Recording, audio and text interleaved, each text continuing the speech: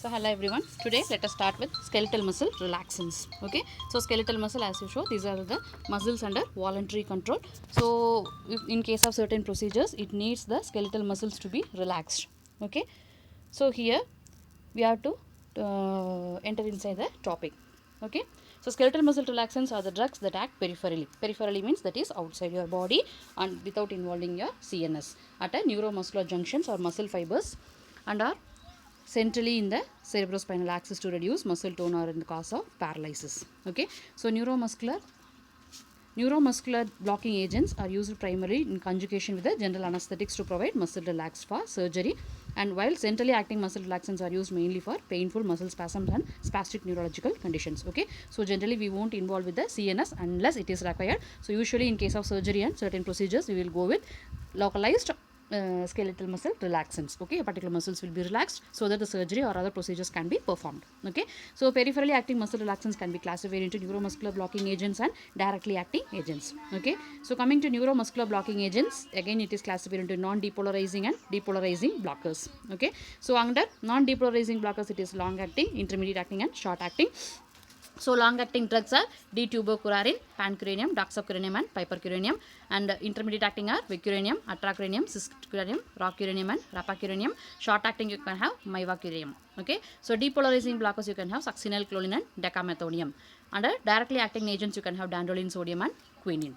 Okay, so now coming to mechanism of action. So the site of action of both competitive and depolarizing blockers in the end plate of the skeletal muscle fibers. Okay, so where the acetylcholine is released. So coming to non-depolarizing relaxant drugs, so the competitive blockers have a affinity for nicotinic M, that is NM receptors, cholinergic receptors at the muscle end plate, but have no intrinsic activity. So the NM is a protein with 5 subunits. So I think you have seen the in the receptors itself. So it is having 5 subunits. It is a rosette like appearance. So it will be having 2 alpha, beta, gamma, delta and eta. Okay, so which are arranged like a rose like appearance surrounding the sodium channel. Okay, the 2 alpha subunits will carry 2 acetylcholine binding sites and these have opening for sodium channel. Okay, so most of the competitive blockers have 2 or more quaternary nitrogen atoms which provide the necessary attraction to the same site so that acetylcholine cannot be bound. So competitive blockers generally have a thick bulky molecule and were termed as pachycurare. So acetylcholine released from the motor nerve endings is not able to combine with the receptors to generate the end plate potential. So D-tubocurare thus reduces the frequency of channel opening but not its duration or the conduction of the channel unable to once it is open. So when the magnitude of end plate potential falls below a critical level, it unable to trigger the propagated muscle action potential. That is, the action potential cannot be triggered and it cannot be passed on, and the muscle fails to contract in response to nerve impulse because the muscle is relaxed so that it will not respond to the nerve impulse. At a very high concentrations, curare like drugs enters the sodium channels and directly block them to produce the more intense non-competitive neuromuscular block.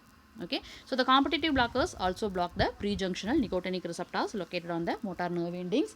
So since activation of these receptors by acetylcholine normally facilitates mobilization of additional quantity of acetylcholine from the axon to the motor nerve endings, so their blockage contributes to depression of the neuromuscular transmission. So accordingly, the competitive blockers exhibit a fade phenomenon, that is, it will produce twitch response during the partial block and progressively depress on repetitive stimulation. So it is called as fade response. So tetanic stimulation, tetanic means completely muscle spasm. So stimulation during the partial non-depolarizing block increases the response to subsequent single stimulation. So this is called post-tetanic potentiation and it is probably due to a transient increase in the prejunctional acetylcholine mobilization following a tetanic stimulation. Okay, so depolarizing block, so they will depolarize the muscle end plates by opening the sodium channels as just as acetylcholine does and initially produce twitching and fasciculations. You just refer what do you mean by twitch and what do you mean by fasciculations. So these drugs do not dissociate rapidly from the receptor and are not hydrolyzed by acetylcholine esterases. So they induce prolonged partial depolarization of the region around the muscle end plate.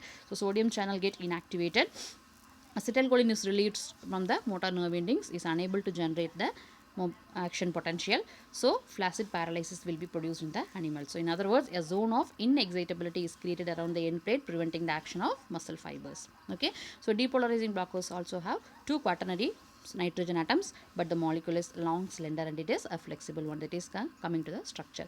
So depolarizing agent injected at higher doses or infused continuously produce a dual mechanism neuromuscular blockage along with two divided phase. So phase 1 and phase 2. So in case of phase 1 block, it is rapid in onset, very rapid in action. So results from persistent, that is a long time depolarization of muscle end plate and has a features of classical depolarization blockage. So this depolarization declines shortly afterwards and repolarization occurs gradually despite continued presence of drugs at the receptor. But neuromuscular transmission is not restored and phase 2 block will start to appear. So in case of phase 2 block, it is slow in onset and results from desensitization of the receptors. That is, the receptors will not sensitize to the acetylcholine to the acetylcholine. So it therefore superficially resembles block produced by T tubochloride. The muscle membrane is nearly repolarized. Recovery is very slow. Contraction is not sustained during the tetanic stimulation. That is fade will occur. That is twitching and fasciculations.